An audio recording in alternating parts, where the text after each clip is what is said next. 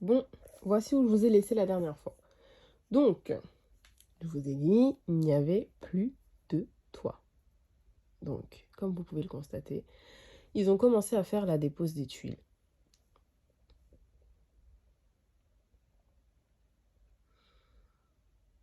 Donc, vous allez voir, c'est assez impressionnant la façon dont c'est grand une fois qu'on casse tout.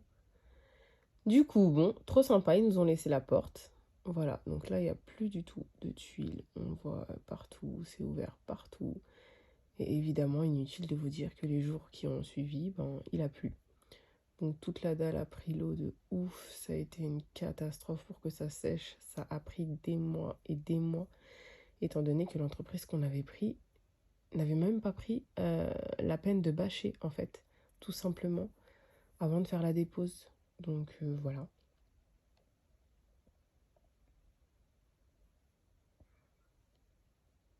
Donc voilà le résultat. Les anciens propriétaires, quand ils voulaient aller dans les combles, ils passaient par l'extérieur. L'escalier étant dehors.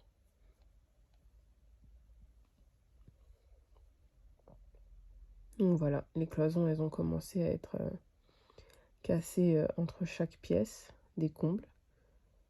Bon, j'espère que vous vous rappelez comment était la maison quand même. Et ben voilà, elle ne l'est plus.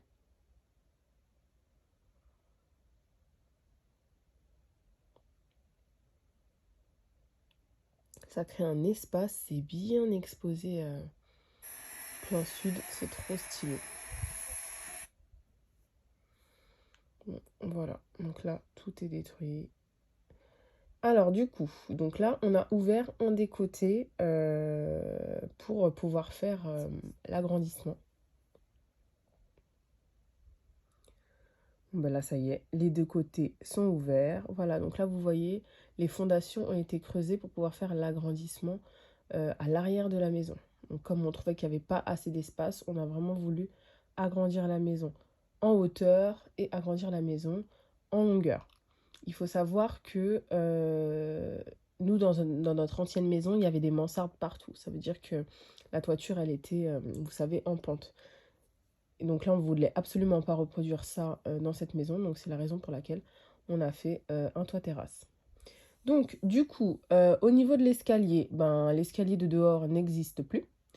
Et donc du coup, il a fallu créer un escalier à l'intérieur de la maison. Donc découper la dalle à un endroit bien précis et calculer, faire le nombre de marches nécessaires. Donc voilà, l'escalier, une fois coulé. J'adore les escaliers qui tournent, c'est trop joli. Et gain de place. Voilà, je fais ma petite descente. J'étais encore enceinte. Alors, il fallait que je fasse gaffe où je mettais les pieds. Mais voilà, ça donne super bien. Donc voilà, vous voyez, il y a encore le mur au milieu. Je ne sais pas si vous vous rappelez qui séparait en fait les deux chambres. Bon, voilà ce qui reste du mur. Donc là, vous voyez, on a commencé à élever la maison pour l'agrandissement. Alors là, du coup, étant donné qu'on a supprimé le mur qui séparait donc les deux chambres avant, donc là on est en train d'installer une IPN. Donc une IPN, c'est une poutre qui va supporter le poids de la maison et c'est ce qui vous permet en fait d'abattre un mur porteur. Donc ne vous amusez pas à faire ce genre de choses tout seul parce que si vous ne faites pas les choses correctement, c'est toute la maison qui s'effondre. Donc voilà, on a préféré pas jouer avec ça, on n'a pas fait ça tout seul. On a fait appel donc à l'entreprise pour faire le gros œuvre, vraiment le gros œuvre, tout le côté maçonnerie pure. Donc ce qui est l'agrandissement, la surélévation et l'installation des IPN. Voilà, c'est important d'avoir une garantie décennale avec ce genre de travaux, parce que s'il y a quoi que ce soit, c'est bien de pouvoir se retourner. Donc on en est où? Alors, voilà, là ce que vous voyez actuellement, l'agrandissement, c'est pour le salon. C'est incroyable comment dès qu'on casse tous les murs, ça crée un espace de malade. Là, vous voyez pas trop encore parce que bon, il y a du bazar partout. Comme je vous avais expliqué, ils n'avaient pas bâché. Regardez le sol. il a pris l'eau. La maison était super humide. En plus, c'était en hiver, donc je vous raconte pas le temps que ça sèche, c'était juste incroyable. Voilà, donc alors, regardez, vous voyez, les IPN, là, elles ont bien été posées. Du coup, on a pu abattre l'autre mur à l'entrée. Donc, quand vous rentrez maintenant dans la maison, ça fait un espace gigantesque. Ensuite, à l'étage, la dalle, elle a été coulée. Parce que la dalle, elle était toute fine et elle aurait jamais supporté en fait un autre étage. Donc du coup, on a bien renforcé, on a fait couler la dalle. Il y a un camion qui est venu directement pour livrer le béton déjà mélangé. Donc voilà, là, l'agrandissement commence, la surélévation commence. Voici l'étage où il y aura les chambres, les salles de bain, etc., etc. Bonjour Stevie. Voilà, voilà.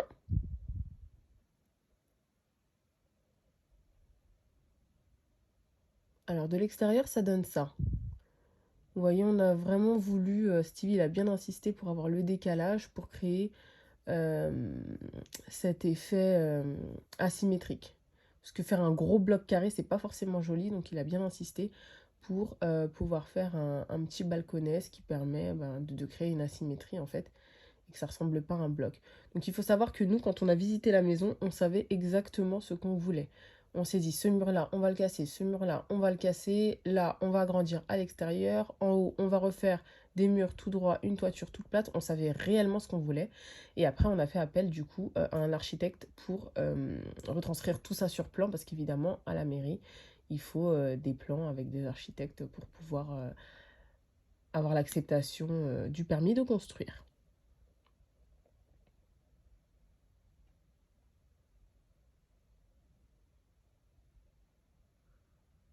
Alors, les trois petits espaces que vous voyez là, eh ben, on va mettre trois petites fenêtres. Donc, on a fait faire des fenêtres sur mesure qui ont pris énormément de temps à arriver. Mais bon, elles ont fini par arriver. Donc, voilà. Donc, voilà l'étage. L'étage, ça avance plutôt bien. Donc, ce que vous voyez au milieu, évidemment, c'est la poutre. C'est ce qui va supporter toute la dalle et toute la toiture, en fait, de la maison. Étant donné que la toiture, elle sera directement en béton. Voilà.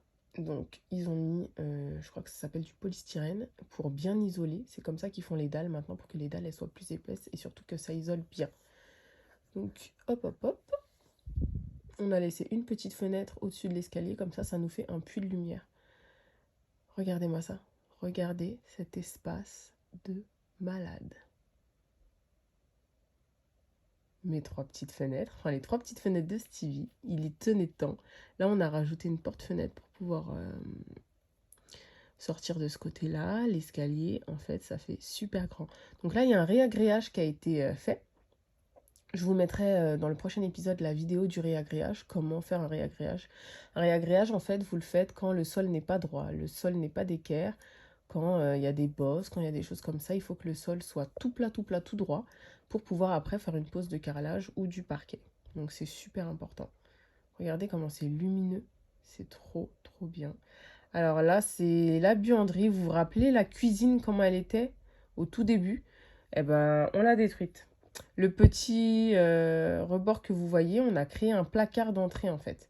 Un placard d'entrée parce que dans l'ancienne maison, dès qu'on arrive, on est obligé de mettre les manteaux sur les chaises. Et ça crée direct du bazar en fait. Que tu le veuilles ou pas, dès que tu as du monde ou dès que tu rentres chez toi, ça crée du bazar.